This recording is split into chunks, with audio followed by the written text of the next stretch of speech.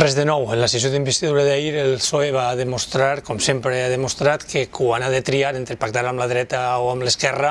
pactar amb la dreta. Abans pactava amb Convergència i com que ara Convergència ja no està en condicions de pacte i ja no queda bé un pacte amb Convergència, el pacte és amb Ciutadans, que tot siga dit, per això se'l van inventar els grans empresaris i els grans banquers, perquè poguera pactar per la dreta amb el PSOE i tot continuarà igual. El problema és que ara el PSOE ja no té els 160 diputats que tenia en èpoques de Felipe González, quan havia de pactar en èpoques de Felipe González, i ara només en té 90. Així que això del pacte amb la dreta ja no cuela, directament ja no cuela. Així que ara el que tenim és 2 mesos per tal de que el PSOE sigui capaç de pactar per l'esquerra de veres, pactar amb Esquerra Unida, pactar amb Podemos, pactar amb Compromís i fer realment un programa de govern de transformació social, de transformació econòmica, de transformació en el model de producció. I això és el que ara ha de passar. I si això passa, és raonable que el president siga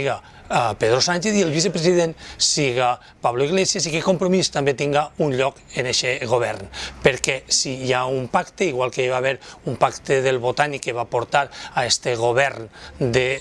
confluència entre socialistes i Compromís a nivell de País Valencià, també és raonable que una vegada hi hagi un programa de govern hi hagi una distribució de càrrecs en aquest sentit. I no passa res. Jo ja sé, a més, que això no serà suficient i que caldrà que s'abstinguen els independentistes, caldrà que vote a favor també el Partit Nacionalista Basc, perquè és que realment el que ha de passar és que junta un programa que siga de transformació social, que tinga mesures econòmiques, que tinga mesures productives, que tinga mesures